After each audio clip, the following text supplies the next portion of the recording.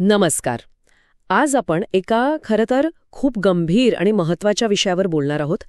केरळमध्ये एक नवीन प्रकारचा घोटाळा समोर आलाय, जिथे रक्ताच्या नावानं चक्क फसवणूक होतीये गरजू कुटुंबांची.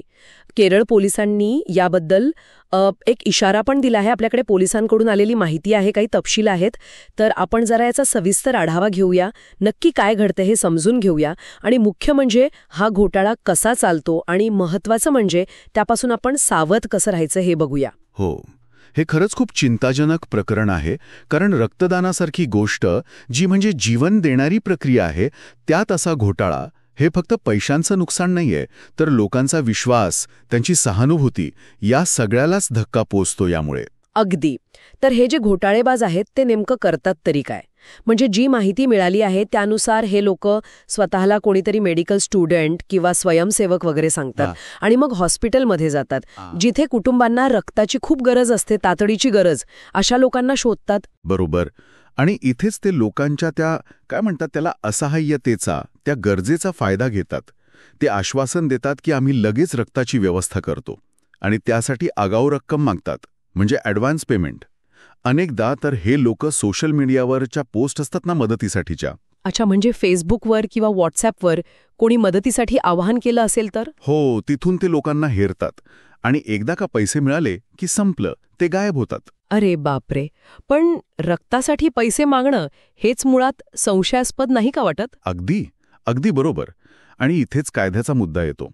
भारतामध्ये 1998 पासून एक कायदा आहे. त्यानुसार रक्त विकणं किंवा घेणं पैशांनी दोन्ही गुन्हा आहे.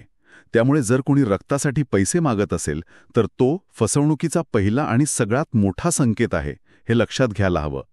केरळ पोलिसांची जी क्राईम ब्रांच आहे त्यांनी अशा बऱ्याच घटनांची नोंद पण घेतली आहे. म्हणजे कायदा तर स्पष्ट आहे, पण तरीही लोक अडलेले असतात, भावनिक होऊन फसतात.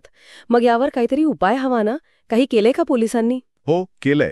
केरळ पोलिसांनी एक महत्त्वाचा पाऊल उचललंय. त्यांनी केरळ राज्य एड्स नियंत्रण सोसायटी आहे, जी राज्यात सुरक्षित रक्तपुरवठ्याचं काम बघते. त्यांच्या मदतीने एक मोबाईल ॲप्लिकेशन सुरू केलंय. पोल ब्लड असं त्याचं नाव आहे. Pole blood? अच्छा, हे कसं काम करतं ॲप? हे बेसिकली एक सुरक्षित प्लॅटफॉर्म आहे. यात जे नोंदणीकृत रक्तदाते आहेत, व्हेरीफाईड डोनर्स, ते थेट गरजू रुग्णांशी जोडले जातात.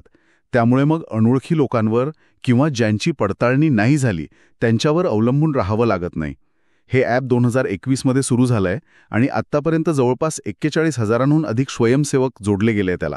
बापरे, 41,000 स्वयंसेवक, ही तर खूप मोठी संख्या झाली.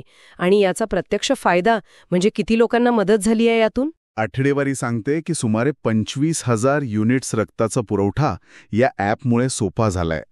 हा खूप मोठा आणि सकारात्मक परिणाम आहे. लोकांना एक खात्रीचा, सुरक्षित मार्ग मिळालाय. हे ऐकून खरंच बरं वाटलं, दिलासा मिळाला.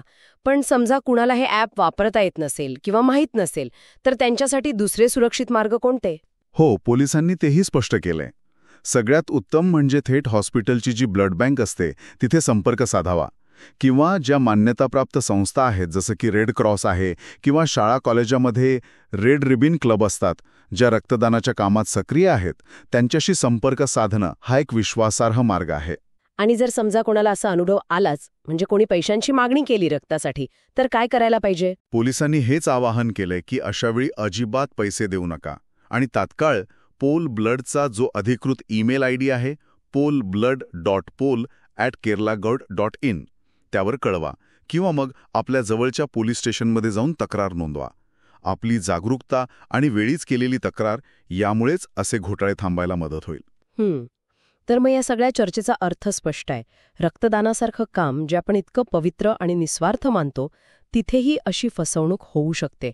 त्यामुळे खूप सावधगिरी बाळगणं आणि मदतीसाठी फक्त अधिकृत, तपासलेल्या मार्गांचाच वापर करणं हे अत्यंत गरजेचं आहे. आणि जाता जाता एक विचार मनात येतोच की जेव्हा लोकांच्या गरजेच्या वेळी त्यांच्या विश्वासाचा, त्यांच्या असहाय्यतेचा असा गैरफायदा घेतला जातो, तेव्हा आपल्या समाजात जी सहानुभूतीची भावना आहे, जी खरी मदत करण्याची वृत्ती आहे, तिच्यावर एकूण काय परिणाम होत असेल, हा विचार करण्यासारखा प्रश्न आहे खरं तर.